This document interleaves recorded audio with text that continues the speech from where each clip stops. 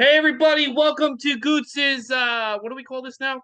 Wrestling Pod. And I'm your host, Ray Gootz. And I'm here with Andrew Lee, bro. Yo, Andrew Lee. what's Before we up? get started today's topic, Starrcade 84, big news. Huge news before we get into that. Vince McMahon is back. He's back and better than ever. Andrew Lee, your thoughts. I'm sorry, what did you say? Vince McMahon. I know he's back, right? It's crazy. What do you think about that, man? I mean, so I have a theory of what everything the past few months were about.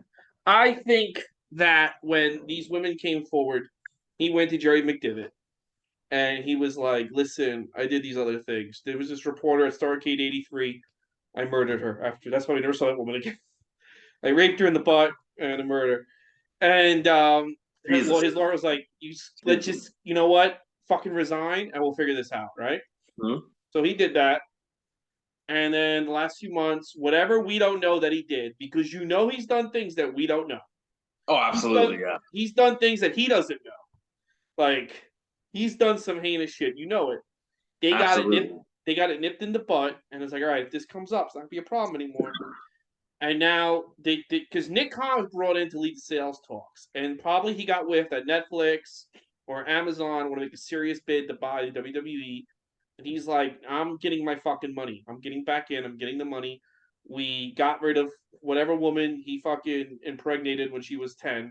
They got rid of this woman, and now he's good to go. He's never, he's not going to give up this company until he dies. And even then, I don't think he's going to give it up.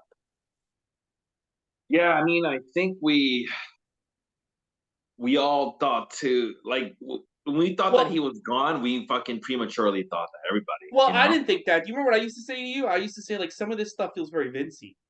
Like the Ronda Rousey Charlotte title change. Oh yeah, yeah. I mean, like when I mean, we all knew like he was like I said, like when we talked about this, I said, yeah, he's probably calling in and like telling Triple H use this idea and stuff because it wasn't there were these still did remember that time when a fucking didn't Gargano get like his ass kicked by Omos once? Just like 1 week out of nowhere. Yes, and that was Yeah, very like so Vince. stuff like that when that happened, it was like very weird. It was very like junior, but I honestly did not think he was gonna be like back in the on the board so soon. You know, this is He kind of real fast. he fucking he basically said, if you don't put me back on the board, I'm not going to approve any sales or any media rights deals. Now we're recording. Now this is going to come out on Friday, just so you know. We're recording this on Monday before Raw.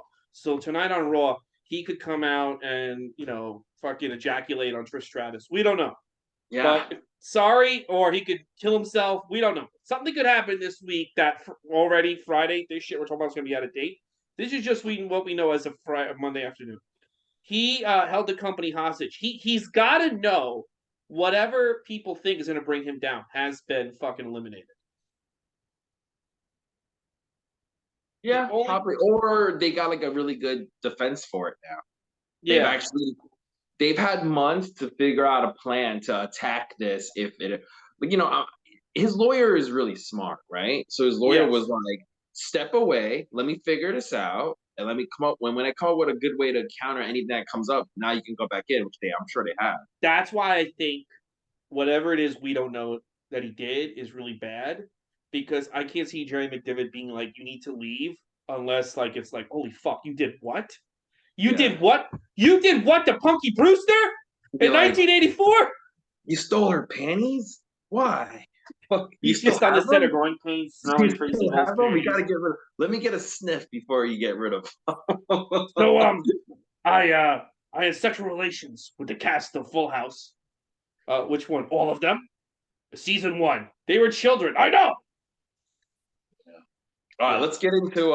Is there anything else we need to talk about besides? No. I mean, everything that we need to talk about is going to be revealed by Friday. Sasha Banks, whether or not she's going to come on AEW, whether or not Vince is going to go crazier. It's just I don't think he's going down with the ship, and even after that, I think he's going to haunt beyond the grave that company. But there's a reason.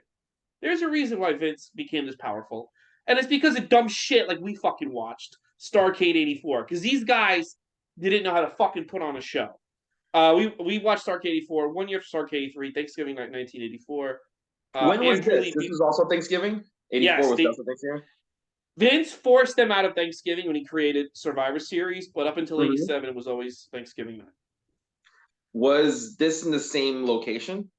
I think so. I think it was always in Greensboro or the Omni. It was always in the Carolinas, and I remember Arn Anderson saying, "Oh, the death kneel was when they took the Starrcades out of the Carolinas." No, the death kneel was making people come out on Thanksgiving and seeing fucking dog shit shows like this. That was the fucking death knell. Starrcade '84 also took place at the Greensboro Coliseum. Yes. Yeah, So and okay. apparently when they took the Starrcades out of Greensboro, it was never the same because in 87's in Chicago. I'm looking at the poster for it. It's like a red poster with it's got it almost looks like the USA logo, but it's red poster which says Starrcade '84, and you got stars everywhere, and you got like Dusty's face and Ric Flair's face in a star, and Wahoo McDaniel's in a star. It's kind of cute. It's a very cute looking. It says NWA, the Major League of Professional Wrestling. Yeah, that's a lot. Starrcade '84. That's a Let me lot. tell you something. There was nothing Major League about this paper. There was nothing Major League about this show. So like a lot of times when you watch some of these old shows, especially like there's people on the show like you kind of know, right? Dude, there are people on this show. I would say they're less than nobodies. They're like there's some guys who got on this show and I'm like, who the fuck is this guy? Yeah, I've never heard of some of these guys, and I'm glad you said that because I honestly felt like, oh man, I feel like did I miss out on a whole bunch in wrestling that I don't know like more than half these people, but I didn't know a good amount of them. But there were some things they did better than '83. Like they actually started with an introduction this time. You know? Okay, well, yeah, well, so that's good. Yeah, and they did I kind of like the fact that they started Starrcade '84 with footage of like the ending of '83. It's kind of how they're Yes, supposed to yes, it's start the almost like a Rocky movies. continuation because they started with the cage match ending of Ric Flair doing a terrible looking crossbody onto Harley Race to win the championship. Yeah, they showed And it over and over again. that is your opening, and it leads to Gordon Soley and Bob Caudle. They actually introduce you. There's no graphics, so like, it's still not that mainstream where there's graphics, but this time they actually introduced Starrcade '84, which is different. I remember when we talked about '83. You said it's probably because they had no idea if the cameras were going to work, so they just put out the fucking first match, which is probably true. But I guess this time they figured out, so they introduced us to it. Which yeah, they had a year. They had a year to sit. They had a year. They had a year to figure it out. You know, you know who couldn't figure things out? This fucking announcer. Oh, he had papers. He had Dude, papers for the first so match. the announcer, his name is Tom Miller. I had to look this fucking guy up.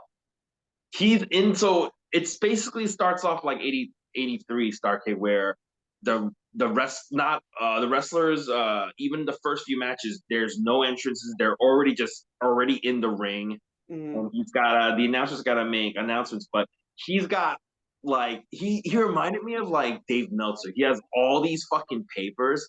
He's fucking going through it. He doesn't know what to do. The referee. I got the sense this guy was like not into it because he's like which matches first? Yeah. He had all these like we're not talking like most announcers. They have usually like post-it notes or like not post-it like postcards, right? This guy had like fucking actual paper and a whole bunch. The referee is Earl Hebner, who still looks fucking old as fuck in '84.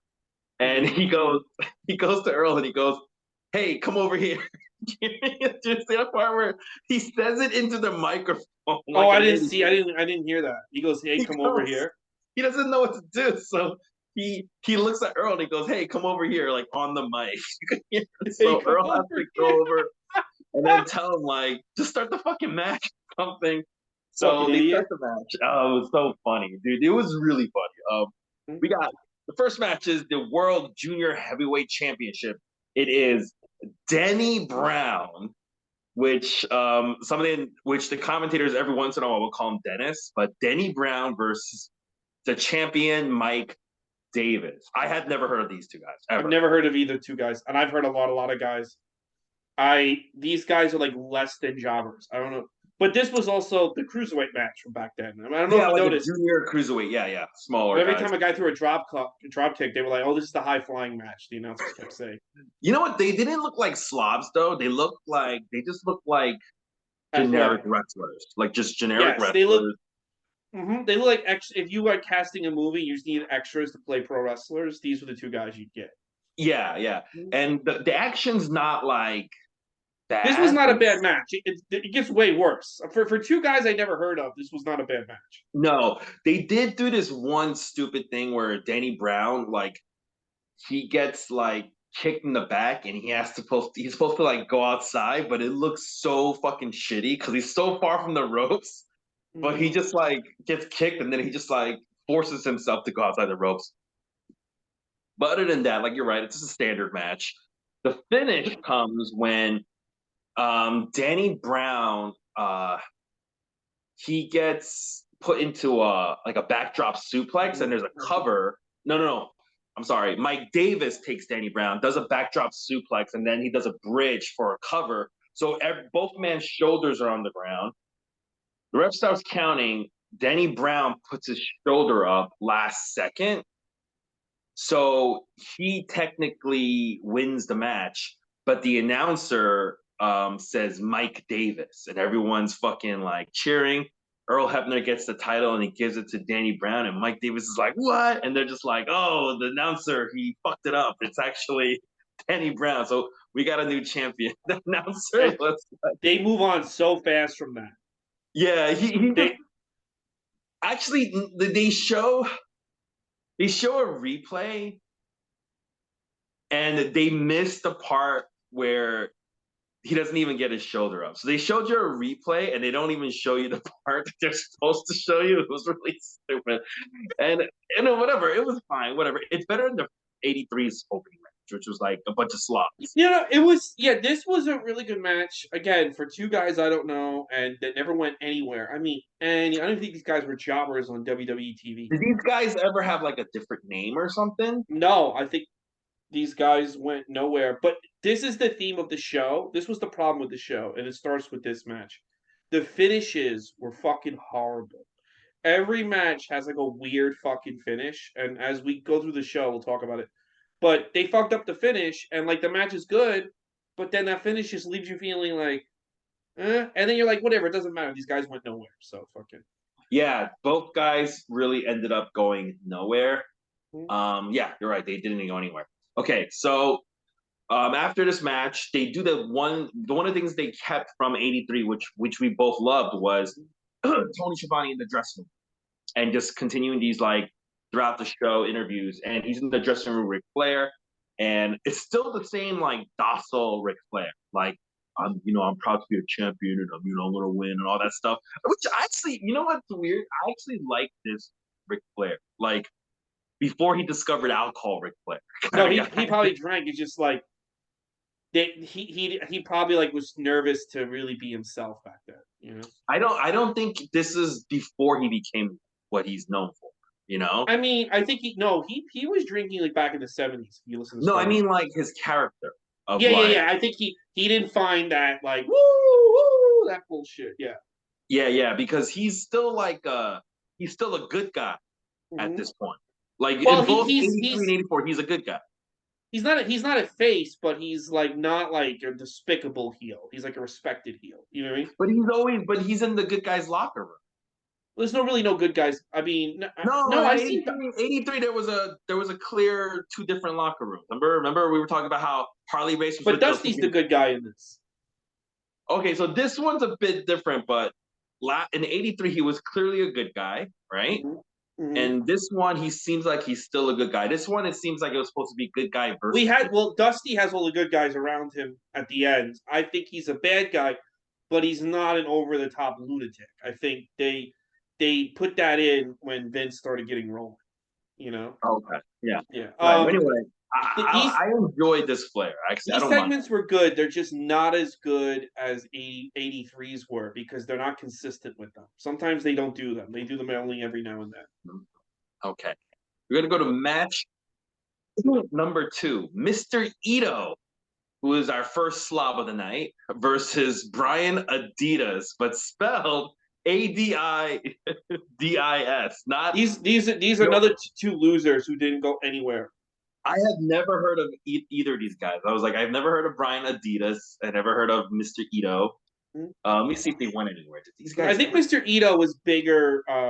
Well, he was pretty big, pretty fat. I think he was bigger back in the day before '84. I love that '84 is not back in the day. Like I think in the '70s he was a big deal. I think he was in. You know what I realized too about this show? You know what I realized, dude? What? If Vince never even gave you like a little bit of a shot, you fucking stink. Like you fuck like if you watch wrestling in the '80s and there's guys that Vince didn't even like fucking make a jobber, you fucking stink, bro. There's a reason why you never even got a whiff at WWE, bro. The only exception is Sting.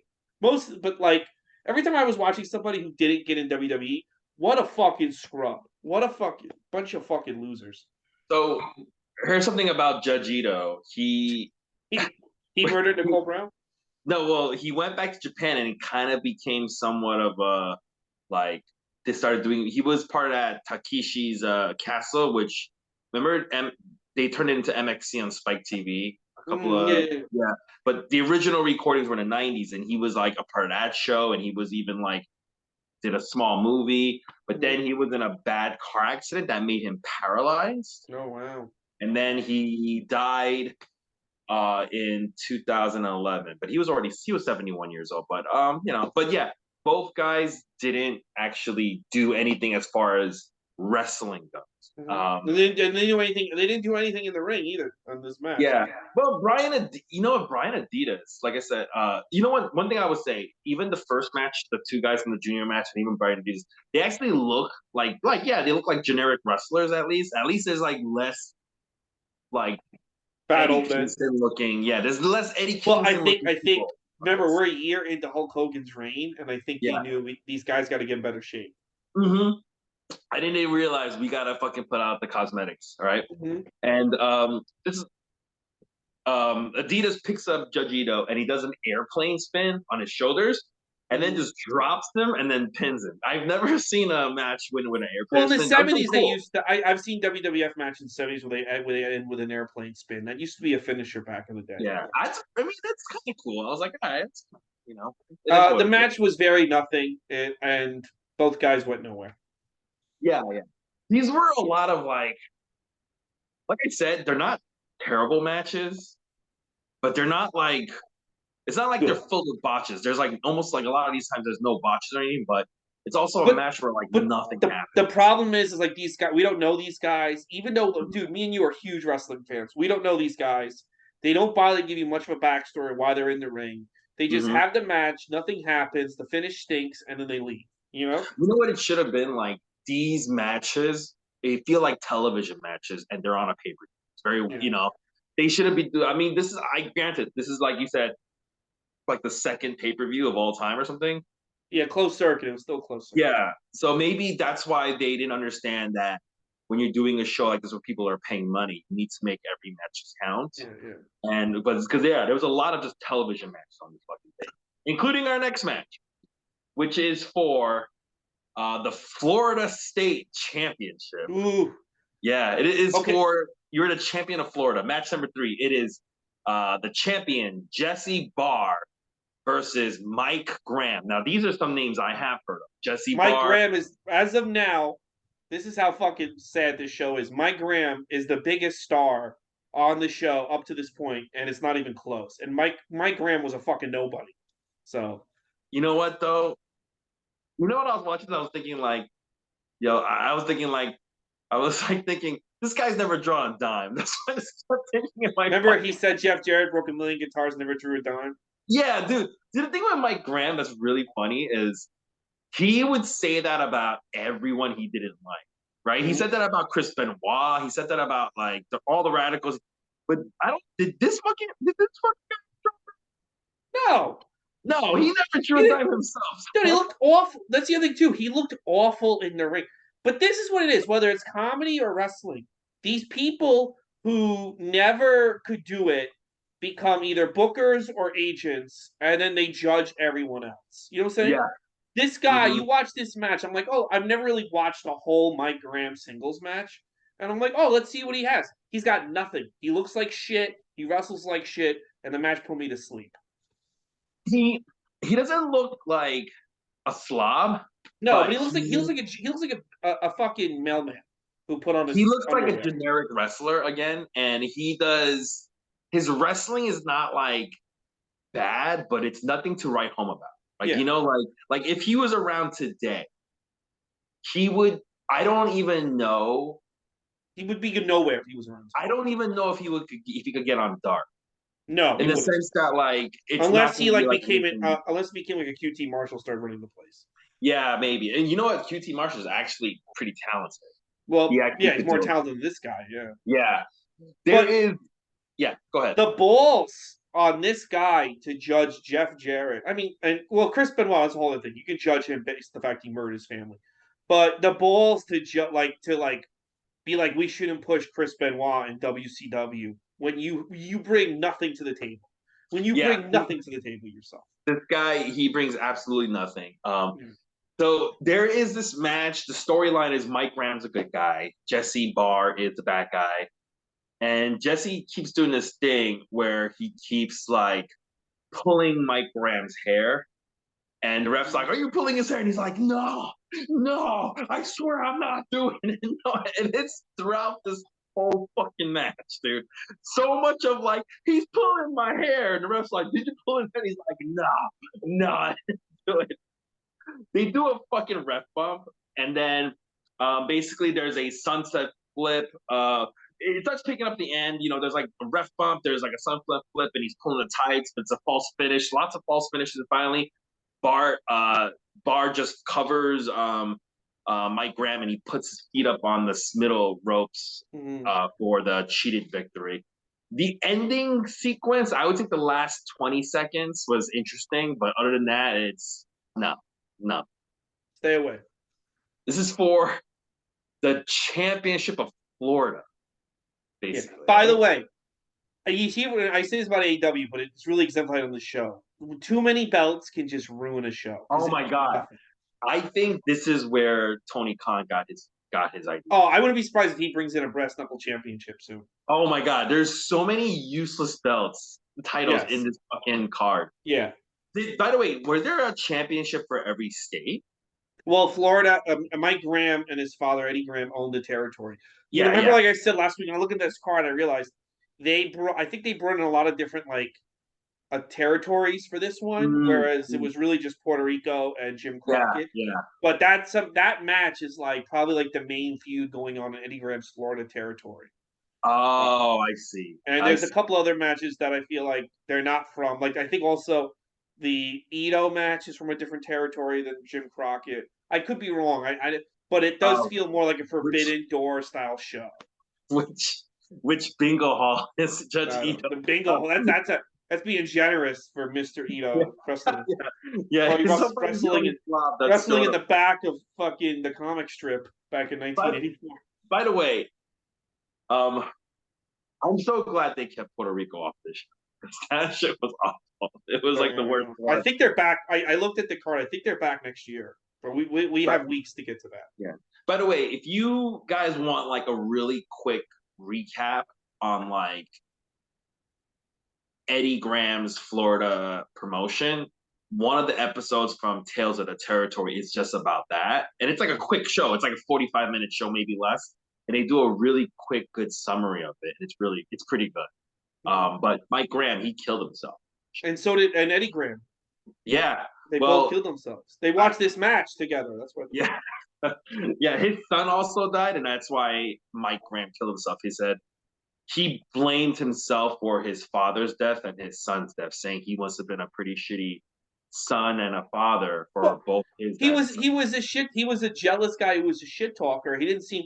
I mean, there's a podcast, and Eric Bischoff's like, I'm not gonna say anything because this guy fucking killed himself. But he's saying that Bischoff didn't want to bring in Hogan. It was all him. He told Bischoff to start Nitro. He told Bischoff to film in Disney. Him and Hogan booked the NWO. And Bischoff was like, it's just sad, but the guy's dead. Mike Graham was really saying all this. Yeah.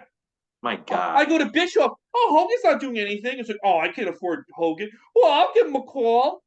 Bischoff didn't want to call Hogan, and it's like, dude, Do you I know know you the? don't like Bischoff, but how can you say Bischoff didn't want to bring in Hogan? Like, are you that fucking? Yeah. I think the minute Bischoff showed up in WCW, he's like, where's Hogan? Where can we get Hogan? Yeah, dude. One thing about Mike Graham that he is responsible for, that which he has taken credit for, which is true, is if it wasn't for him, the Radicals would have never gotten easy access to WB. Yeah, right away. because he was treating them like shit. And I'll say this: once the Radicals left WCW, the work rate there was never the same. That Yeah. completely crippled the company. What happened was Mike Graham threatened to kill Chris Benoit. Yeah, And Chris Benoit said, Chris Benoit said, "I'm way ahead of you. Give me 7 years." Yeah, he was like, whoa, hey. Well, I already that's got a plan my going gimmick. here. He was like, that's my gimmick. Chris Benoit went to HR and he said, one of the guys who's like management, because he's management, right? Producer. He was management, yeah. He threatened to kill me. So HR calls Mike Graham, right? And he goes, hey, I just got a disturbing call from Chris Benoit saying that you threatened to kill him. And Mike Graham goes, yeah, I did. So and then they wonder why Vince won. So WCW, so Chris Benoit could have sued WCW at this point, right?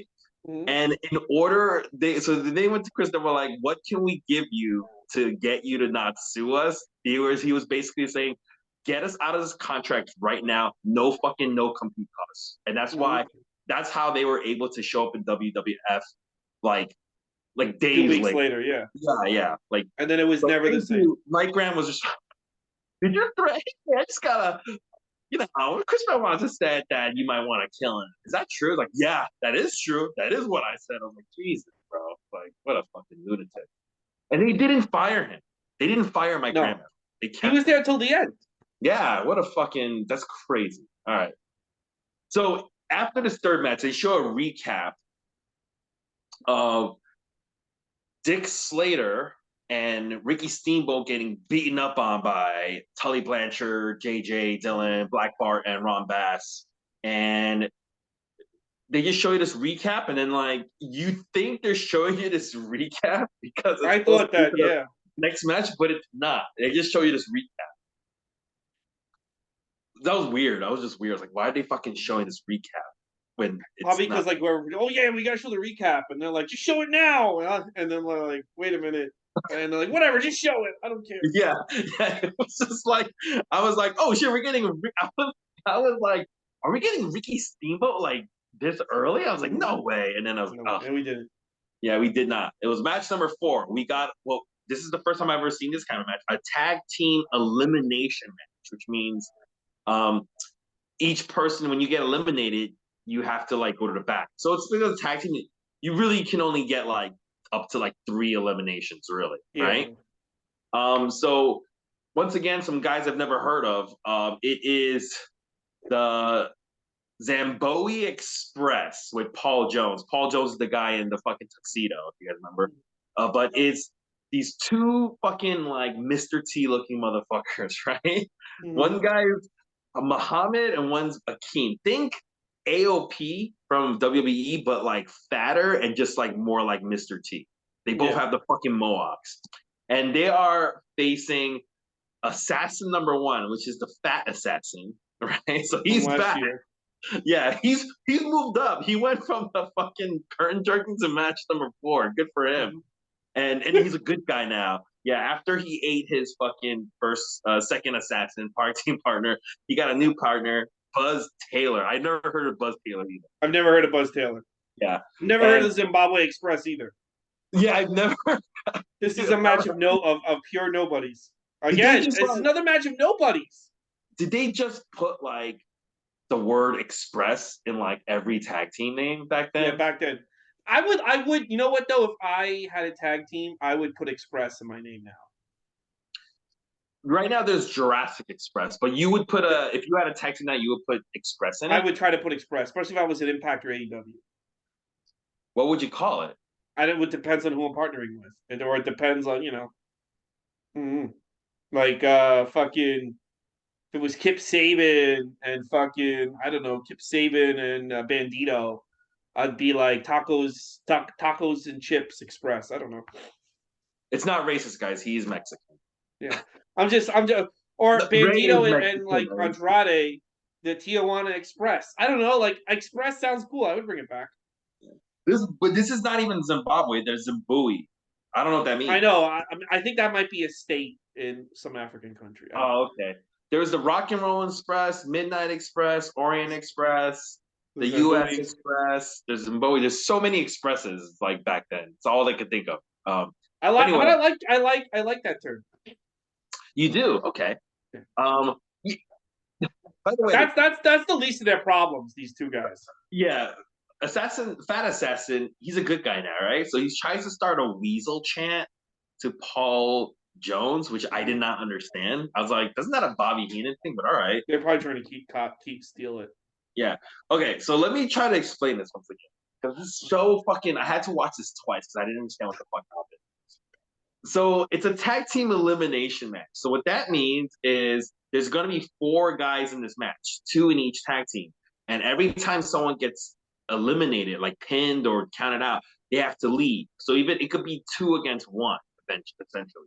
But Mhm. so when you think of this concept, everyone's probably thinking, oh, that means they're probably gonna do like one man gets eliminated at a time, right?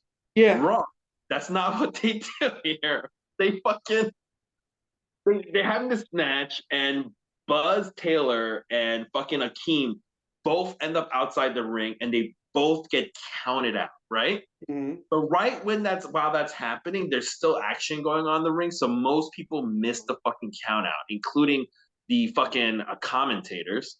And Okay. while that's happening, the fucking fat assassin he pins Muhammad in the ring, and the ref calls for the bell, and everyone, even the commentators, all right, Muhammad got eliminated. That means it leaves Akeem left to face the fat assassin and Buzz Taylor. Wrong.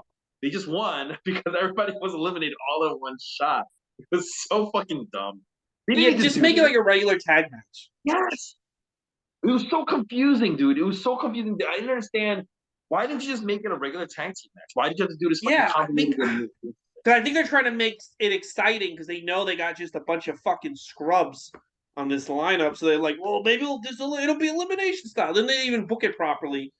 They should just had a regular tag match, but at least it was short. I'll give it that.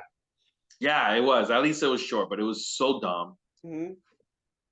Tony Schiavone's in the back with Dusty Rhodes, and Dusty Rhodes cuts a promo about Ric Flair and $1 million because there's $1 million. Okay, that's wait. This thing is called Starrcade for the The million million dollar dollar. challenge. So if Yeah. you win, you also get the fucking $1 million.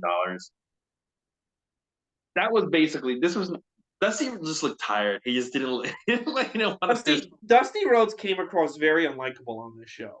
Yeah, he did. Like, you know what Yeah, he came off like he really didn't want to be a part of the show, but he was like but obligated. he's the booker. Yeah. So he was like even when he was cutting his promo, like when he's in the back in the dressing room, at least when like Tony Schiavone's there with Ric Flair's like standing and stuff.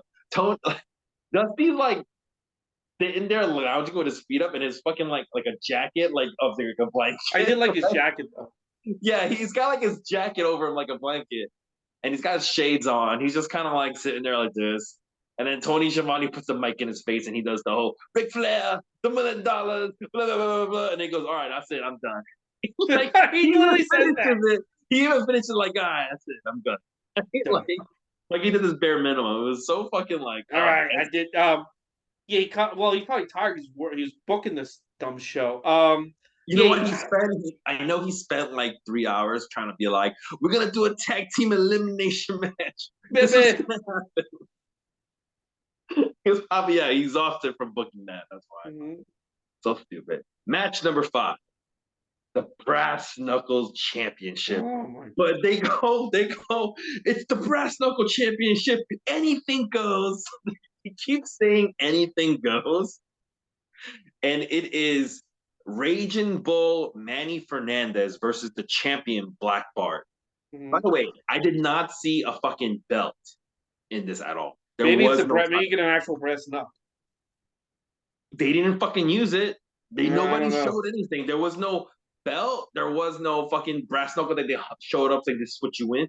They just said it's for the brass knuckle championship. Anything goes, but they had nothing. By the way, man, I listen to Arn Anderson's podcast. He never really has anything bad to say about anybody. He does not like Manny Fernandez. a lot of Nobody people likes don't this like guy. Manny Fernandez. Why is that? He was a dick. He was just. Was. I've also heard from Matt Hardy. He's a Yeah. dick and a bully. Yes, I've heard the Matt Hardy story where he tried to bully a bunch of young Yes, party boys into like, but I'm Arn doing this Anderson show. said he was hard to work with. I mean, they don't like spend because who wants to listen about Manny Fernandez? But he Yeah. was hard to work with, and he was a dick. I won't lie. If it wasn't for these stories about how shitty of a human being he is, I would not know who Manny Fernandez was. Exactly. Yeah. Yeah. And By the he's way, not that good of a wrestler too. So he's got like a mullet, Mhm. and he's got like, so you have a mullet, you have like a whole trail in the back of your head. Mhm. He's got like blonde highlights, not all on the back, but like one fucking like spot in the middle of the back of his fucking mullet. I hated it. I fucking hated it. That he had jet black hair and he had this one fucking spot of blonde. It looked so bad. Dude, yeah, he sucks. This match sucked. Yeah. So, you know, they're just going back and forth, and Black Bart, he pushes the referee, and his manager is JJ Dillon. So he goes, JJ, give me the fucking bull rope. So when JJ throws in the bull rope, Manny Fernandez does a fucking O'Connor row, and it's like one of the worst O'Connor rows I've ever seen. You guys are supposed to you grab him the waist and you fucking go backwards. You're supposed to flip over him and shit, and then it's a cover. But like Manny couldn't get his like right leg over No. fucking Black Bart. It looked so shitty.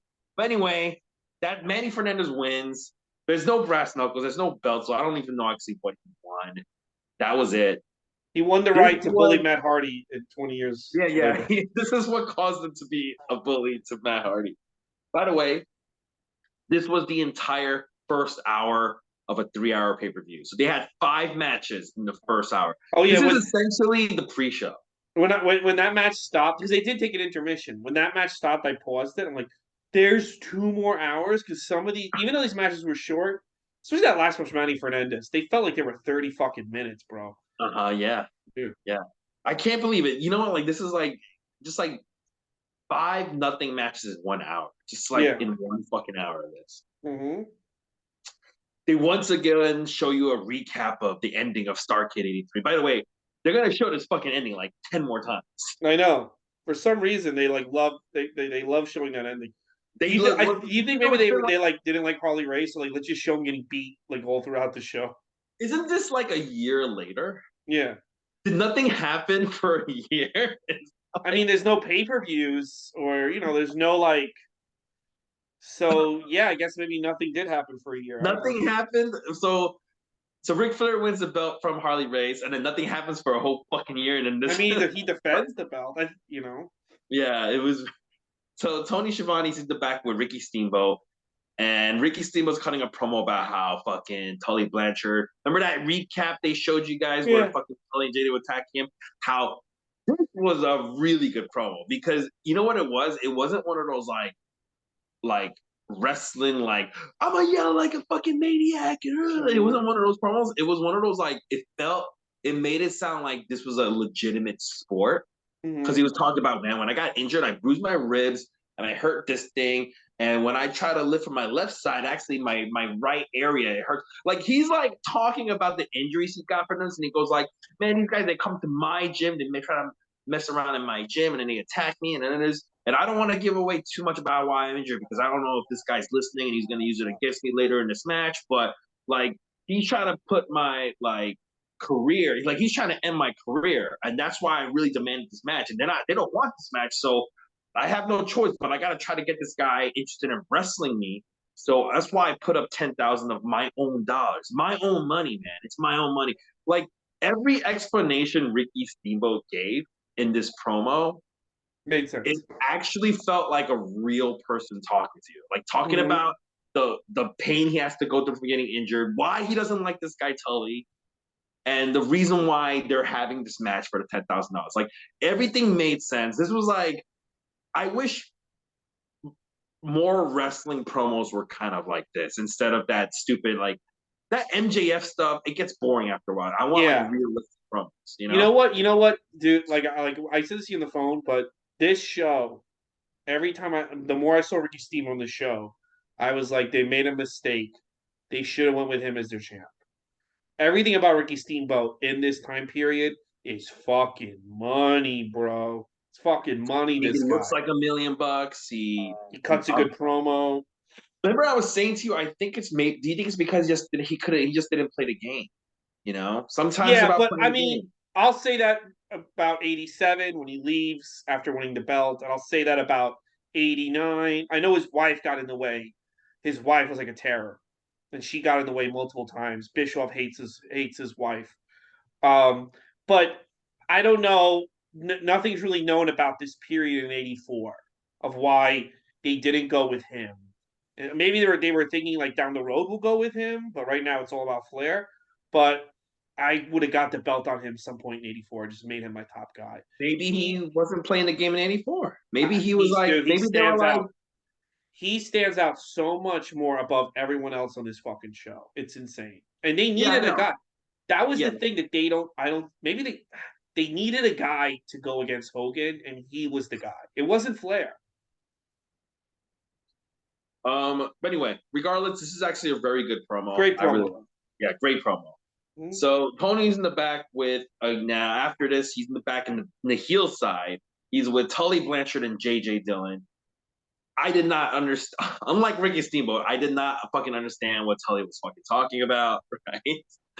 JJ tries to cut in and save this guy, like, and try to like, like they would say like a heel, like you could tell he's a heel by his promos, like, and they say I think they said that about Tully or something. I could not see it. I just Yeah, but I didn't understand what the point was talking people about. like have like.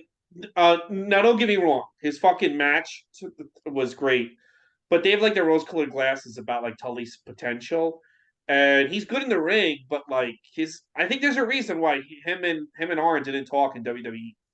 You know? Yeah. Uh-huh. Yeah, I agree. And we find out actually it is not a $10,000 match. It's actually a $20,000 match because Each guy put up each 10,000. man has to put up $10,000, which is actually dumber. It's dumber. And I think Tully put that in this promo, and I think that was a mistake because now it doesn't make any sense. Well, no, now it's at $20,000. No, it doesn't make any sense. And I'll tell you why. Ricky Steamboat was saying how he really wanted a match with Tully because he hates him so much, but he tried to injure him and he fucking comes around to my gym and he fucking causes trouble. But Tully keeps dodging him. So in order to get Tully to fucking face him in the ring, he says, how about this, man? If you win, you'll also not only will you also get to beat me and get paid from NWA, I'll even give you an extra $10,000 of my own money. Which is like, oh man, I love money. I fucking don't want to wrestle this guy, but I love money, so that's why Tully gets in. But why the fuck is now Tully putting up his own money then? That makes no fucking sense. I could have sworn the announcer. Maybe I'm wrong. I could have sworn the commentator said that the NWA made him put up the money. Oh well, that's fucking stupid. It's made Ricky Steamboat's promo made so much sense, and then they fucking fuck it all up. All these things are probably why when Vince came with his truck full of cash, Ricky left. You know. Yeah, they keep calling him Rick Steamboat. Guy. Anyway, we finally get back to some in-ring action. And now we actually get the wrestlers getting entrance music and entrance. And the first person to get it is fucking this Paul Jones, right? In a tuxedo. Because it is a tuxedo street fight, guys. Oh. Paul Jones comes with entrance music. He's wearing a tuxedo. And then after him, the fucking fat assassin comes out with a tuxedo. And I'm thinking, wait, is the fat assassin going to fucking wrestle again? No. It's his fucking buddy. But I don't even know why the fat assassin has to wear a tuxedo to begin with. Because Paul Jones, he's wearing a tuxedo, and he comes to the ring with like his second, which is one of the Zimbabwe Express guys, right? Yes, they're back. But that Mr. T looking guy, he still looks like Mr. T. He's still wearing the fucking camel. Maybe they just couldn't find a suit that Mr. T size. Yeah. And Paul Jones is fighting Jimmy Valiant, and Jimmy Valiant comes in a tuxedo because he's part of this tuxedo match, right? So why the fuck did Fat Assassin have to wear a tuxedo? He's not in the match. Stupid. It's really stupid. Is this the name of the fucking match? They're like, tuxedo street fight, loser leaves, anything goes. I swear to God, this is what they're fucking saying. I'm not making this up. People like tuxedo street fight, the loser leaves, anything goes. This is the second time they're saying anything goes. And let me tell you something. When I think anything goes, I'm thinking like there's no DQ. You could fucking use a chair. Ref can't call it. None of that shit. That is not true. They just because if that was true, why do they keep doing fucking ref bumps? Why do you need to do ref bumps if anything goes? It's just Because so they're idiots. stupid. So Jimmy Valiant, which is Ray Gootz's favorite wrestler. Oh God, this guy. This guy looks like Jack Skeleton. Like he gets fatter though. That's the crazy. He gets fatter as the years. You mean Valiant gets fatter? Yeah. He gets fat? I think he gets fat. You'll see in a year. Oh, okay. Well, he's fucking skinny as shit. Anyway, he gets like a piece of rope and he ties Paul Jones to the top rope, and then he starts fucking stripping off his tuxedos. So basically to the point where he is only in his undies. And I would think if it's a tuxedo street fight or whatever, that's how you win. But no, you have to cover the fucking guy. So Paul Jones is bleeding now. He's fucking bleeding. This is the first time someone's actually drew blood, right? Yeah, was it Manny Fernandez bleeding? Yeah, you're right. Manny Fernandez was bleeding. That was the first time we saw blood, which is that's another positive from the last show. Yeah, not everyone's bleeding. Also, I think they cleaned the mat between matches. Yeah. This one they were like, well, let's wait until the 5th match before somebody draws blood. Let's not do it right away. So, but it's the second match that has blood.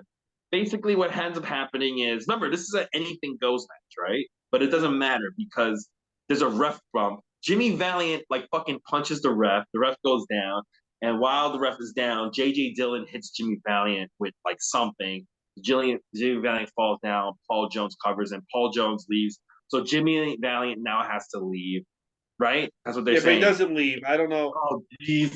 Is this going to come back as Charlie Brown? Oh, God. I mean, I don't know, but he's there in 85 and he's there in 86, so he doesn't leave. I will say this. Even though I don't like this Jimmy Valiant, he is like really over. Yeah, he's really over. Yeah. He was so really over. Popular. People go crazy. He does that stupid like Parkinson's wrestling that I don't like. Like after every hit, he fucking like shaking his legs and fucking his hands. He was like kind of like Santino. Yeah, I guess so. He was really over, which just goes to show you everyone that was an NWA fan was an idiot because he's horrible. He's horrendous. Ridiculous how lively this crowd was during this match. It was just crazy. Well, also it was probably because there was people that they knew. Because at least the one thing you say, at least Paul Jones and Jimmy Valiant have been on TV. I mean, you know, like fucking. But again, like I said last week, they want to shit on WWE gimmicks. They want to shit on Doink and Brooklyn Brawler and Red Rooster. This fucking guy's goofier than all that, and all these fans fucking love it. Get the fuck out of here. Yeah. It's fucking ridiculous. Mm-hmm. All right, Tony Schiavone interviews Ric Flair again. I kind of zoned out. Did he talk about anything important? Yeah, he said, in 2002, I'm gonna molest some airline stewards. All right, we're gonna go to Tony was like, thanks for the update.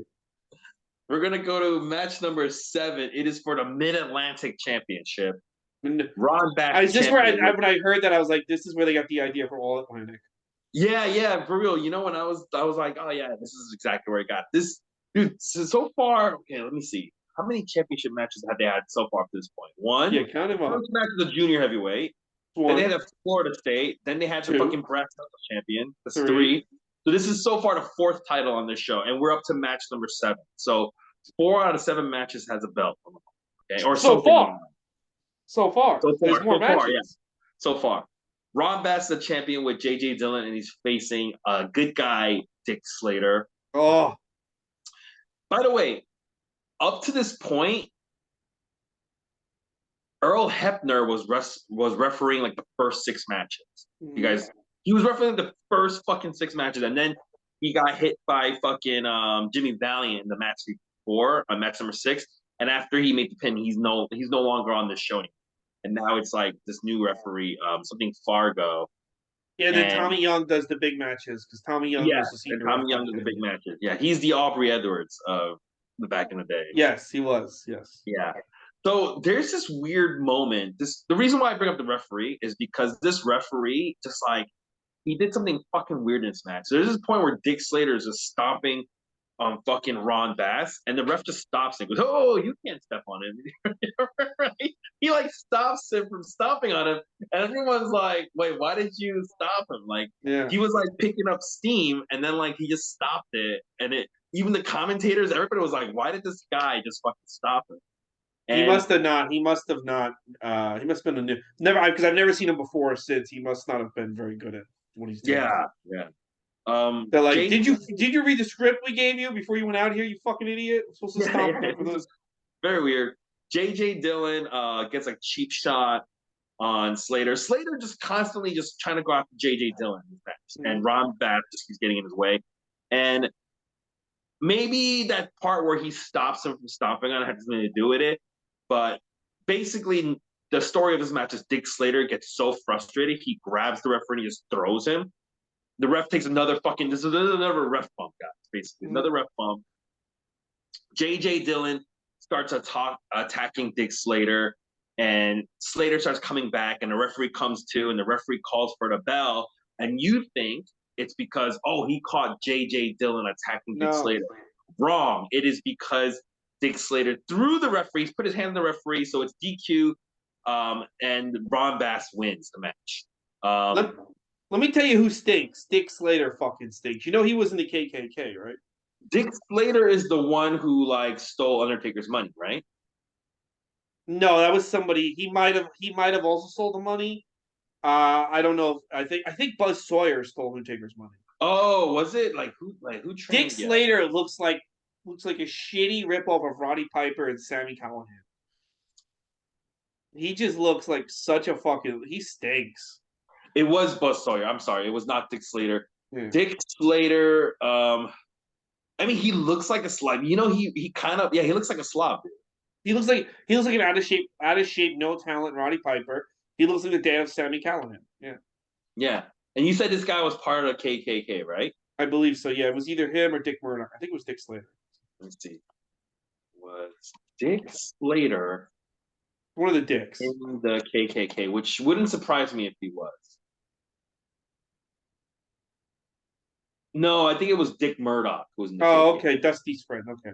Yeah, yeah, not Dick Slater though. Okay. Well, Dick's. I mean, either Dick. They both look like guys who like scream the N word at their TV. So Yeah, seriously. Yeah, Dick Murdoch was in the KKK. Yeah, that's right. so it's not Dick Well, Slater, but sorry to Dick Slater, but you still are no talented jerk off. Dick Slater, by the way, he passed away in 2018. No, okay. Oh, he lived long. Good Yeah, for he him. lived a long time. He why did he die of? I don't think I know what he died of. He watched He his was matches. actually 67. He actually wasn't that old, but yeah. Yeah, he looks old. That's crazy because he looks old in this thing. Yeah, yeah, he looked older. You know, part of being out of shape is that you look older than you really are. I know. You know. Mhm. Well, anyway, So that match stunk. I couldn't get into it. I think Dick Slater is just so fuck. I think Dick Slater is like every like bad habit these wrestlers have somehow is exemplified in Dick Slater. He stinks. yeah.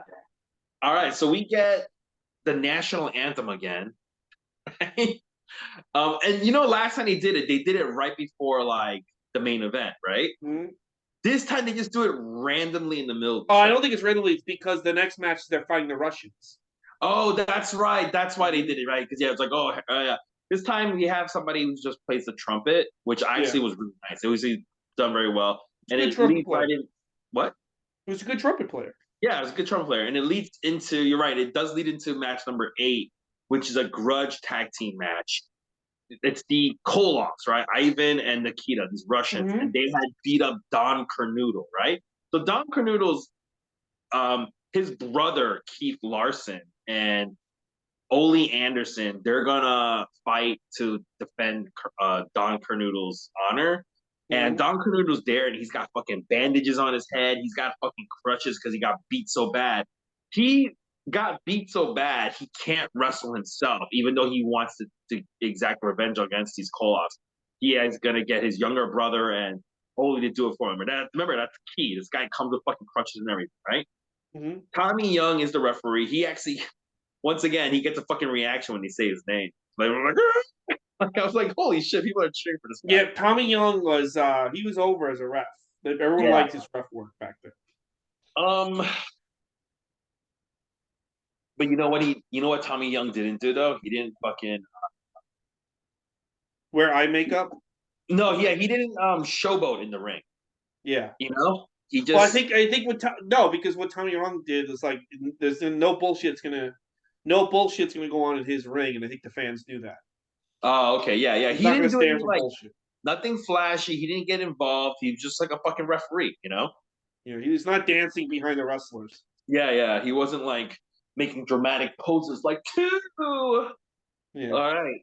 So this match is happening. This is a lot of heat in this fucking match. A lot of fucking. People are fucking amped. The crowd is going nuts. They love this match. Let me tell you, man. These fucking people love America. They hate anything that's not American. They fucking hate anything that's not American. And Ivan Koloff is in like 90% of this match. Like Nikita was still really new. There was a point where I thought Nikita was never going to come into this match, actually. But yeah, Ivan is in like 90% of this match. Nikita finally comes in, but then he's only in there for a couple of seconds. And then he basically goes out and he attacks Don Carnoodle again. Remember, who's on crutches? Like he fucking kicks him out and he fucking falls. And people are going like, oh, fucking this guy's attacking like an injured guy. And it makes like Ole Anderson go after Nikita. And the ref's like, what the fuck's going on? And because that's happening, Ivan Koloff, when the ref's not looking and he's distracted, he uses the chain on Keith Larson so that the Koloffs win, right? Mm-hmm. And then afterwards, they fucking start beating the shit out of Keith. And all of a sudden, Don Carnoodle is no longer fucking injured. He comes into this fucking match. He's not even limping. He's no-selling any fucking injury. And he starts fucking using his crutch to like beat the shit out of the Koloffs. And he breaks the crutch. And I'm like, this is like, there's no, like, this is why you guys suck. Like, why did this fucking guy have to do this? Like, why did he have to break character like this? Well, they probably thought it'll be so exciting that he's so angry he just recovers so he can beat up the Russians. Because even the commentators are like, oh, I guess he's not feeling the injuries. It was so stupid. I was like, dude, this is the fucking dumbest thing. Another one with a. How about this? How about you just have the good guys beat the Koloffs? Like, how about that? Keith Larson's another guy. I don't even know if that really is his brother. He's another guy that went nowhere. Let me look that up and see if it's his real brother. And it's also weird seeing Ole as a good guy because Ole is like a pure bad guy for most of his run. I think this is like the only. There's like nothing about Keith Larson. No, there's nothing. That was the other like, who the fuck is this guy? And the match is okay. It's not very good, but it's okay. But the fans had a great time with it. They loved it. The fans had a great time with this. Like I said, By the way, this is very interesting. Notice that you don't really the way they shoot the ring and the action and the way they have the lights. You don't really see the fans this time. Yeah, like they're not interviewing families and hot chicks of where they No, they interviewed no fans. No fans, and they don't. You can't really see the fans from the way they have the camera angle. This guy wrestled for like 6 years, and then he stopped wrestling for like 2 decades. Is he back? He started again in the 2000s. A little bit. Well, that's good. Good for him. Yeah, this is Keith Anderson He's like people need me. They need the Keith. Is he at MLW's Battle Riot or something? Yeah, probably. It was probably like one of those battle. Impact should bring him back at Hard to Kill, and then like have the announcers mark out. Oh my God, it's Keith Anderson from Starrcade '84. Larson here to fucking defend his brother Don Carnoodle's honor. Isn't Don Carnoodle dead? Who cares? That would be funny if Impact brought back like a complete nobody and marked out like. This is Zimbabwe Express. What are we gonna do? Do that once. Remember they brought in that old fucking guy? Oh, Mike something. Yeah. Yeah, who was that old fucking guy who wrestled on old man Yeah, wrestler? I know. And then they did do that. But I'm talking about someone like one of these guys who were making fun of for being a no one. Black Bart, if he's still alive, should come out. Yeah.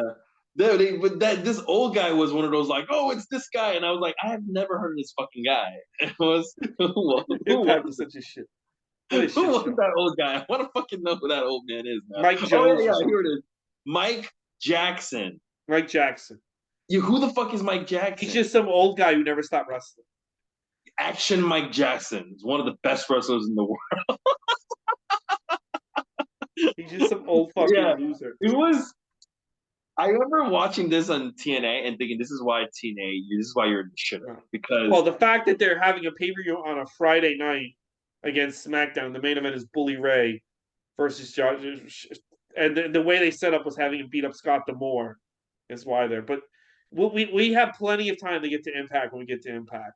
But yeah, like what's the next match after that? What do we got? after this, it is now it's match number 9. It is for the TV championship. Tully Blanchard, who's a champion, versus Ricky Steamboat for the $20,000. There's a no run rule in this, which means Tully Blanchard can't run away or whatever the fuck it is. Yeah. And Starrcade 83, I said Ric Flair was the best one at selling in that whole show, right? Mm-hmm. This time it's fucking Ricky Steamboat. Ricky Steamboat fucking sells. Like, I love the way he fucking sells. You get so much sympathy for this guy. He makes it look like everything really hurts. Dude, you know? this was by far the best match on the show. Yes, this was the best match in the show. When this match starts, these two guys are so, and I'll give Tully Blanchard credit too. These two guys are so far ahead of everyone else in the show. It's embarrassing. Like it's almost like this match does not fit this pay-per-view. It doesn't fit this whole company. It feels like it came from like 19. It feels like it came from like 2002 and came back in time. Dude, they are moving so fucking fast. It's displaced in this whole pay-per-view. It just like doesn't fit. It really doesn't fit. Dude, if I was both guys are so TV ready. They're so like, if I was like, I don't know, fucking, and I bet you all these fucking old losers were like, what are they doing? If I was fucking like, I don't know, like Ron Bass or Dick Slater, I'd be embarrassed. Like, look how much better these guys are than me. Do you ever, you know what it's like? It's like one of those like it happened more like when I was starting off in comedy, but I would get booked on like a bar show. Mm-hmm. And I would go there, and then there's just a bunch of comics that I would see at the open mic scene, right? Yeah, yeah. And then because the guy who booked the show is also an open micer, right? Mm-hmm, but somehow he's able to get like somebody who's really fucking good to just come by, and he just fucking smokes everyone under the water. I've seen it on the road. Like, you do a road show and all the local comics are bombing and they're being dirty for no reason. Yeah. And then you go up and they're all like, kind of like, what is going on? That's what it felt like. That's what this felt like. It was like, you're just sitting there going like, what the fuck is going on? Like, I bet you after this match, Mike Grant was in the back going like, what the hell was that? They're never going to draw a dime with that shit. I bet you they said dumb shit. Mike Grant was like, they're never going to draw anything. The match was great, but I'll say the ending was it wasn't a good finish. It was another like, whoever like booked the finishes on this show should have been arrested. Because it just kind of ends like weird. So there's a lot of cool moments in this match. There's a point where, Ricky Steamboat, what I like about Ricky Steamboat is that he is like the clean cut, by the book Captain America character, right? Mm-hmm. He doesn't showboat, none of that shit. He's just like, I just want to fucking wrestle you because I don't like you.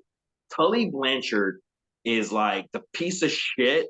Like, there's a point where they're fucking wrestling, they're trying to grapple, and then like fucking Tully just spits on fucking Ricky Steamboat, and Ricky just stands there and like looks at his chest, right? Like where he got spit on, and you hear the audience go like, oh, like they know Tully fucked up. And like Ricky like fucking wipes his chest and he sticks his hand out to like show Tully like you're fucked up, right? And I love that. That moment is just so good. Like Ricky, like nowadays, if you do that, I feel like if you have like a good guy versus a bad guy, and the bad guy spits on the good guy can't wait to fucking spit on the bad guy, right? Yeah. Like it just No, instantaneous. instead Ricky Steamboat is like, That's not his MO, right? It's not his MO. He just fucking looks at his chest, looks at the fucking spit. Like he just stays there looking at it and he just goes like, and he just like fucking shows it to him, like, look at the fucking spit. This I'm gonna fucking get you. And they're having this match, and Tully, every once in a while, when he gets like an upper hand on Ricky, he starts doing this strutting thing, yeah. which is like perfect because it's like, yeah, this guy's such a piece of shit, right? And Ricky Yeah, is not Tully's doing great at just being a complete piece of shit. yeah, yeah. And not in like not Yes. in like the MJF way, where it's like, I'm just kidding, I'm one of you. It's like, no, I don't give a fuck that you like wrestling. I'm a fucking scumbag. I'll fuck your girlfriend and steal your money, Yeah. but I'm also a coward, you know? Dax Harwood, who loves fucking Tully Blanchard, he said Tully wrestled like he was a heel in the ring. Like that's how you could tell he was heel. And I could totally see it. Like with the mic, he's not that good, but when he's in No, the but you ring, can't deny how good he is, especially after watching this show. You can't deny how good he is in the ring. What it was yeah, fucking he's great. like there was nothing, there was no redeemable quality about him in the ring as a Yes, wrestler. but He that's was how you're like, supposed to be. yes, exactly. He was like, this guy's supposed to be the bad guy, and he just is the bad guy. There's nothing he does that's cool. There's nothing that he does that like you make like I kind of like him. No, he's just like, man, I fucking get. He's the bad guy, right? Yeah. It's good back and MJF forth. should rewatch this guy's matches because Yes, I feel like MJF gets it, but he doesn't get it. And once he gets it, yes, there's like people still cheer for MJF. They shouldn't be. yes, exactly. MJF kind of gets some parts of it, but he doesn't get other parts of it, right? Yeah. He absolutely agree.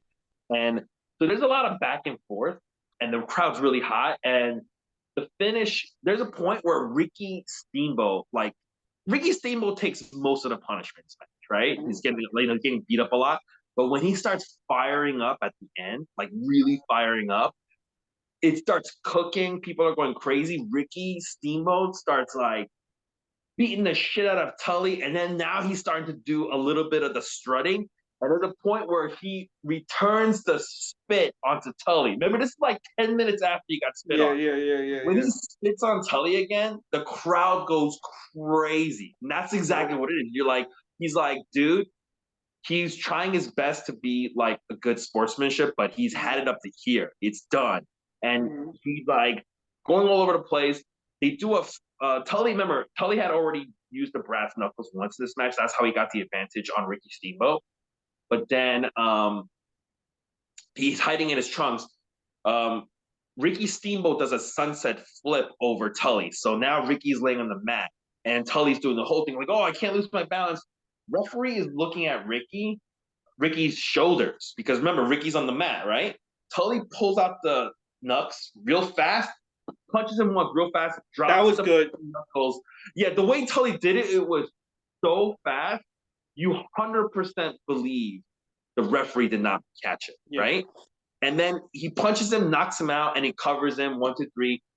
Tully wins. I get what you're saying. It's an anticlimactic ending, but I like that it ended that way because it still makes Tully look like a piece of shit. Well, they did a lot of anticlimactic endings with the good guys not coming out on top. And well, when we get to the Dusty Rhodes finish, I'll tell you why this show ultimately was a giant failure. Yeah. I want to because I'm making. I'll tell you why. But let's keep going. And why this show again, like you want to blame like that Vince fucked you on Starrcade '87. You want to blame the finger point of doom.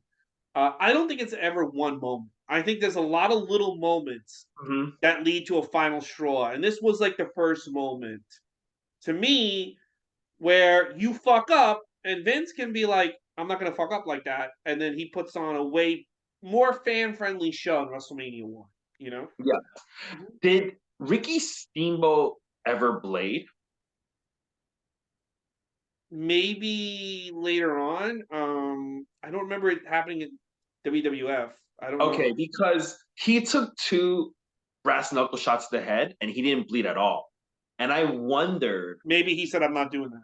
Yeah, and that's what I mean, that he doesn't play the game. I wonder if they asked him to blade, and he said, "I don't do I that." don't know why I have it in my head that put Ricky Steamboat bleeding. See if any pictures come up. Yeah, I wonder if this is part of the reason why they're just like. I feel like he did in the '90s though. Maybe later on he fucking wisened up. I don't know. I don't know why. I feel like maybe, but see if you have any photos because there'll be a photo of him bleeding if he bled. Dude, if you Google Ricky Steamboat bleeding, you don't see it. All right, maybe that, you know what? Maybe that's part of the thing. He was like he refused to blade, and these fucking old school guys were so stupid. They were like, "Well, you're never gonna be a champion like that." Well, the other thing too is they could have been being like, "We're gonna build him the main event Starrcade '85," and then Vince came by with the money. Because remember, in March he's at WrestleMania. He's gonna be at WrestleMania 3 months from now. Yeah, but so far I cannot find a picture of him bleeding. Anyways, good match, the best match of the show. This is how the fucking brass knuckle match should have ended. Yeah, actually had brass knuckles involved. But this is by the way, this is another title match. Yeah, this was now match number 9. This is like we're 5 titles in. We're 5. Yeah, and there's gonna be the next 2 matches are title matches too. It's fucking insane. So it's gonna be 7 out of 11 matches at titles. That's fucking insane. This is like an AEW show. Basically. Yeah, this is why Tony Khan needs to get rid of so many of these fucking belts. Yeah. Match number 10. It is for the U.S. Championship. Champion is Wahoo McDaniel, who is now a bad guy.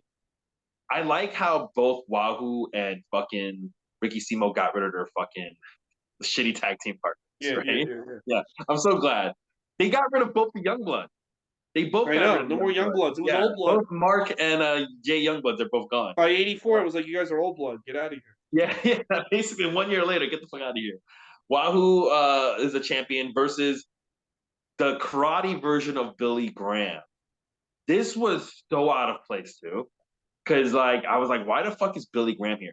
Here's the thing too, Billy Graham, even at this age, was still better than like 90% of the people on the show.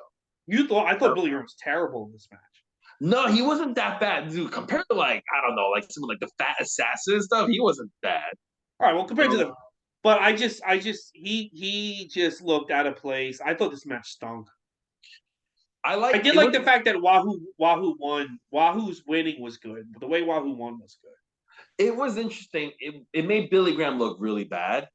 But I think that was the point. I kind of feel like they brought in Billy Graham to look bad because they could be like, look at this former WWE champ. Exactly. This guy looks like Hulk Hogan. He fucking stinks. Exactly. I think they just brought him in just to prove a point because by this point, Billy Graham is so closely associated with WWE, right? Because he was their former champion. And people at the time felt like Hogan was ripping him off. Yeah. And this was kind of like their version of like, the whole rap on Hogan is that Hogan's not tough. He's a pussy. He couldn't really, in a real fight, he couldn't win. WWE's all cartoon shit. So I feel like, you're right. I feel like this guy was brought in to be like, this is the guy that Hogan's ripping off, and he can't even go last 5 minutes with Wahoo. So exactly, yeah. And Billy Graham, for his part, he does not a good wrestler as far as ability goes, but his selling is on point. I like the way he sells. Yeah, he made Wahoo look tough. Wahoo fucking gives him a chop, and Billy Graham goes down, and he covers him, and that's the match. And they keep calling it a tomahawk chop, but it's not a fucking tomahawk chop. A tomahawk chop's fucking this. He gave him a fucking Ric Flair chop. It was those were originally his chops. Ric Flair took it from Wahoo. Oh, okay. So Wahoo invented those chops. Oh, okay. Well, it was just fucking one chop to the fucking throw. He goes. Dude, I would love it. I would love it if like one guy, if they had a guy beat someone on Raw tonight with just one chop. Yeah, it's cool. Like that's how tough. Like Otis is just chop like fucking Austin Theory, and he just goes down. Yeah. No, it should be fucking Gunther. That should be his finisher. Oh, that'd be great. Just one chop. Bam! And then you're just down and it covers 1, 2, 3. Yeah. Yeah, kind of very anticlimactic match, not very good. But like you said, that's the theme of the night. That is the theme of the night. There's so many matches where the finish is so anticlimactic. No, and when we get to I want to do a rant about it, but let's get to the last match. All right. Oh, by the way, did you watch the real entrance on Twitter for Dusty Rhodes? No, I was assuming that was not his music. No, he comes out to Purple Rain from Prince. Oh, You because of can't get music. on YouTube because I think, but Twitter you can see it, and it's a much better entrance because I don't know if you see him dance a little bit, move his fist. He's doing it to the music. Oh fuck! What happened? You dropped something? No, my battery sucks on this thing. I gotta plug it in. He's doing it to the music. Oh, okay. While Yeah. you're talking, I'm gonna have to check that out. There is a Tony Schiavone's in the back before the main event, and he's actually got with him three men. Duke Kiamuka, who's a former wrestler, who's Mm-hmm. now an old man.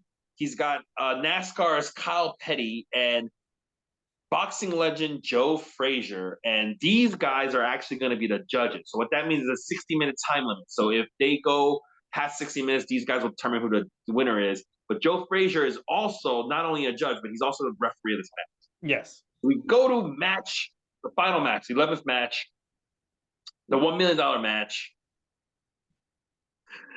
They both get entrances and everything. It's Ric Flair versus Dusty. There's a point where they go outside. When I'm looking at the time frame for this, there's like maybe like 25 minutes left of this program. So I'm like, oh, this is gonna be like a 25-minute match. That's what I'm thinking.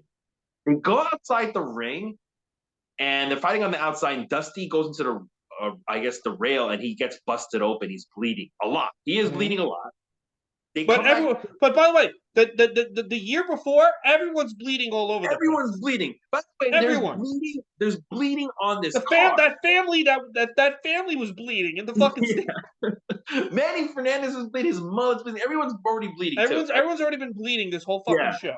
But so Dusty's bleeding. So it's to the point where you don't think anything of it. I did not think anything of it. Mm-hmm. And Joe Frazier's checking him out every once in a while. And I'm thinking, wow, Joe Frazier is a step up from fucking Gene Kaninsky from last year, because he's making it look real.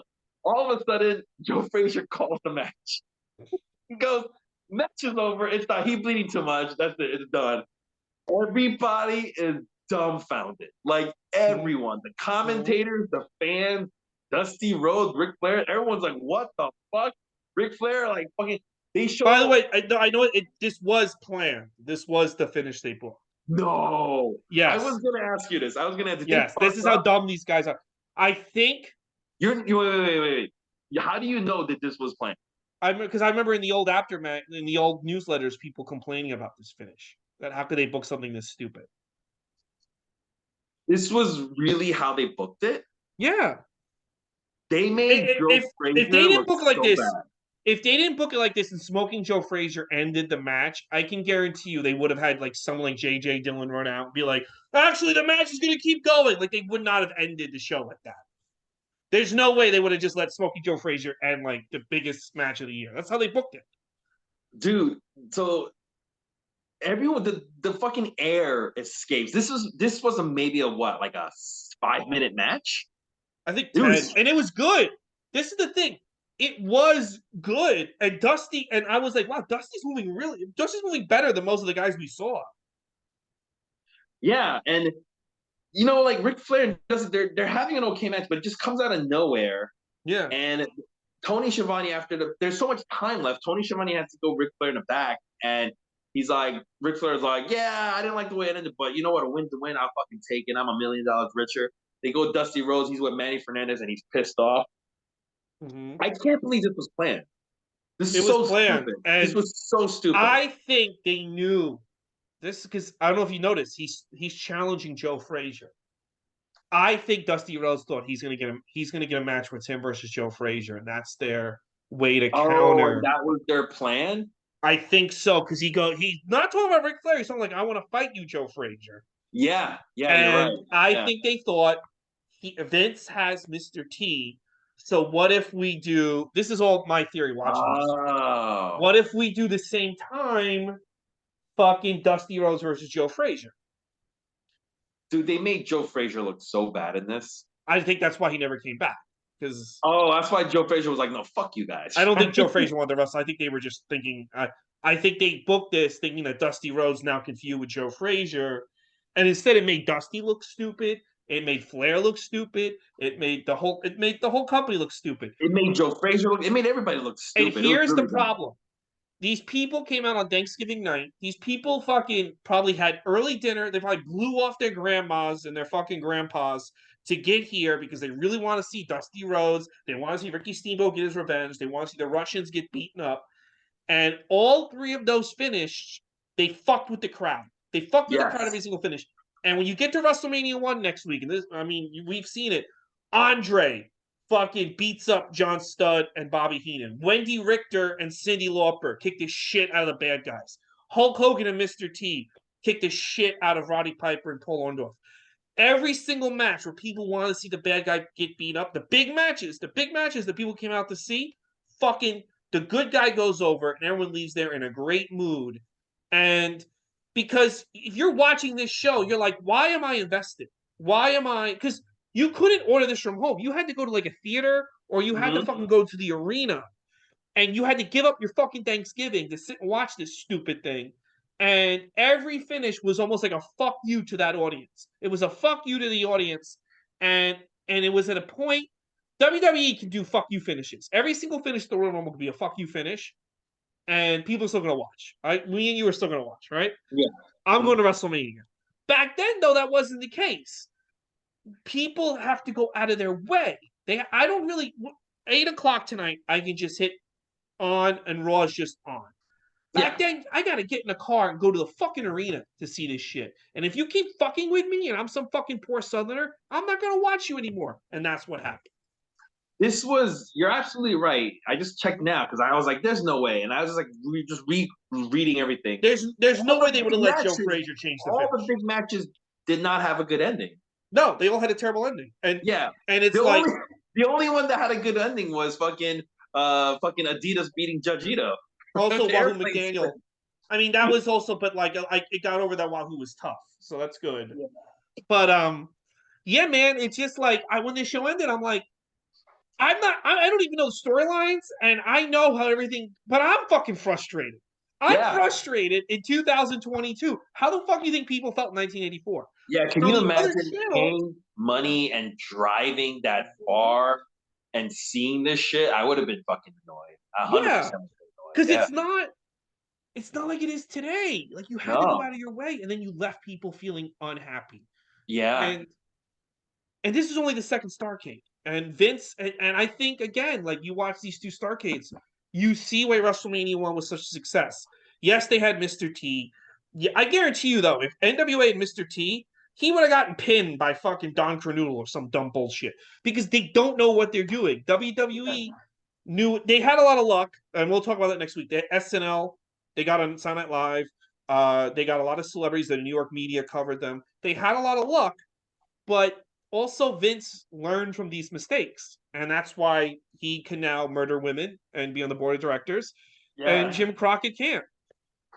Yeah, he probably watched this and was like, this is terrible. He was probably watching it going like, dude, it's so easy to beat them. He probably was like, I don't even need to try that hard. It's so you don't. It was so... You don't. Like Meltzer was like, oh, WWE was so jealous that NWA... I was listening to an interview with him.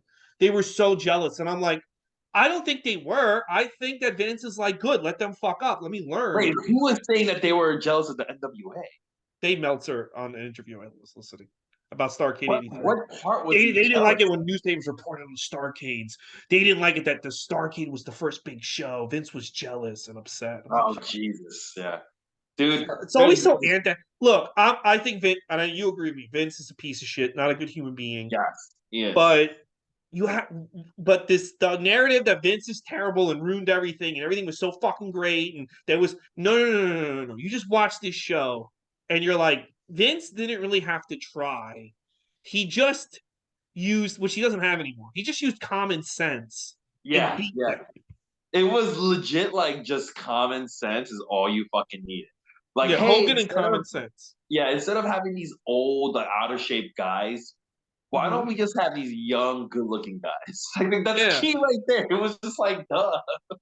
I know. It's like so like the narrative they always want to push about Hogan and Vince. And it's like, okay, well, I'm actually watching these old shows now. And I know why what happened. I mean, maybe I will say this, Starrcade 85, which we're not going to get to for a little bit. We have 2 WWE pay-per-views in the next 2 weeks. Has my favorite NWA match of all time, which is Magnum TA versus Tully Blanchard. I Quit. Oh, I Um, thought you were gonna say Jimmy Valiant versus Paul Jones tuxedo no, match no, part no, no. two. So that is a great match. I would say, I would go. It's my favorite NWA Jim Crockett match. I would even say if you count NWA and WCW as one big giant entity, it's probably still the best match they ever did. So Starrcade '85 at least has that, and I think that match gave Starrcade kind of like this reputation that it had. You know what I mean? That it I was would act, say but when watching it, it's like it's not as good as WrestleMania. Sorry. I would say it's not as good as WrestleMania, but I would say from the two Starcades I've seen so far, Hmm? my favorite match is Tully versus Steamboat. I think Oh it's better. yeah, I think it's better than the dog collar match. I think you're right. Yeah, and you know what? It's just you know what I think you have to watch this whole show to appreciate how far ahead those two guys were. Because Yeah. if you just watching, if you like, you're watching AW, you're watching fucking PWG, you shut that shit off, and then you go put that match on, you're like, what's the big deal? But when you see how untalented and how fucking terrible everyone is, and those guys go at 100 miles per hour, you're like, holy shit. And that's my thing. It's like that right there, that's the guy you could have went to war with Vince. If you booked him right, if you booked him like they booked Hogan, I think you could have gone to war with Ricky Steamboat as your top guy. But Vince got him. Yeah. It wasn't Flair Dusty. But We should hold do on. that. We should do that as we're doing these Starcades. Like, okay, what's the best match we've seen on every on Starcade We're so gonna do that far? for every show. Next week we're doing WrestleMania 1. So Yeah. Okay. and So which far from these two Starcades, what is the mm-hmm. worst match we've seen so far? Abdullah Butcher versus Carlos Colon. Oh yes, yes, absolutely. That is the worst match. Nothing on this Starcade was worse than that. No. So, okay, Abdullah Butcher versus Carlos all right. Colon might So be one of the we'll worst see if matches I've ever seen. after when we finally get to 85, we'll see if that standard is still. I think Maki Ito is a better worker than Carlos Colon and Abdullah the Butcher. Yeah, I think so too. Maki is a better fucking worker. I fucking hated that match. That was such a fucking that match set minorities back like 10 years. That match was the That match fucking. is terrible. All right. But yeah, next week though, we're going to Vince Land. We're doing WrestleMania 1, the big one, the main event. Obviously, Hogan and Mr. T versus Piper and Orndorff, Andre versus Big John Studd. That should be fun to look back on. Is there anything you're looking forward to when we cover that? Um, you know what? I'm actually looking forward to just the main event. I want to see how Mr. T holds up. I'll tell you At what this I'm looking point. forward to that I didn't think. I want to see how if Ricky Steamboat changes the way he works. I want to see if they're already like making people do a WWE style. Um, because this is only 3 months after Starrcade '84, and he doesn't have the best match on the show. On this, he has a good match, but it's not like the best match like this was. But I want to see if he changes his style a little. Like if they're already making these guys Wait, change their wait. style. So after this Starcade 84, 3 months later, he goes to fucking I WWE. don't know when he debuts in WWE, but he's at WrestleMania 1. He's wrestling Matt Bourne, who becomes Doink. So maybe that's why they didn't fucking put the championship on Maybe him. they They were like, knew. Check when he debuted in WWE the first time. They should have tried to keep him though. They should have but you told know, him. like I feel like Ricky Steamboat's the kind of guy like when he's leaving, he gives like a month's notice. Like Yeah. lets them know like early So ahead when of does he time. debut? Well, Vince sometimes back then didn't want you to give any notice. After having created differences with JCP Booker, Dusty Rhodes, No. Steamboat leaves NWA, right? When? I'm gonna look at it. Motherfucker. In 1985, Steamboat was offered a contract by Vince McMahon. He joined WWF shortly after his debut. Steamboat was given a gimmick of a babyface dragon. Yeah, but when was his debut? Was it WrestleMania 1? Trying to look. They give him a very prominent position on that show. It's basically a squash Yeah, no, match. he's in WrestleMania 1. Yeah, he defeats the third match on the card. Yeah. Yeah, Matt Bourne, and it's not. It's a good. It's not like the greatest match, but it's especially a squash match.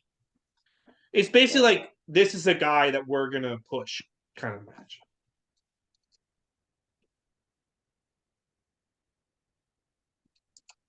Jeez. Dusty What? fucked that one up. What happened? Yeah. That's well, I guarantee you, Dusty probably was like, "No, me and Flair are the guys. You're not getting in on this." When he should have went with him Yeah, man. Maybe this is a.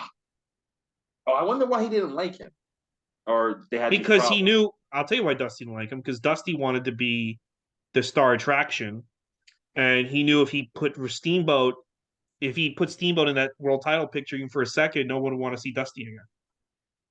Because you Oh, can't compare Dusty and Ricky Steamboat? Ricky Steamboat looks like a movie star. He moves like a fucking AEW modern athlete in 1984, and Dusty Rhodes, while still a good worker, is a big fat slob.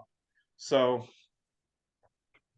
so he they're knew. saying after spending nearly a decade as Mid-Atlantic Wrestling's purest babyface, Steamboat, having accomplished basically every goal possible in the territory, while also experiencing creative differences with new booker Dusty Rhodes, showed up in WWF in the fall of 1985. It wasn't the fall because he's there in March. So Oh, okay. What the yeah, fuck so are you that's talking? wrong too. It must have been like February or March. Yeah, I gotta fucking Yeah. find out. This is so interesting, though. This is very interesting. I know. I think Dusty knew watching that match. And I agree with Meltzer on this. And this is why Tully Blanchard and Arn Anderson left. A lot of people thought that Dusty tried to keep the NWA centered around him and no one else. And Yeah, I've heard that before. Yeah, yeah. I think Uh-huh. Dusty knew in '84 because he wasn't the booker at Starrcade '83. He became the booker after. I think he knew if I give this guy the push, there's really going to be no room for me on this show.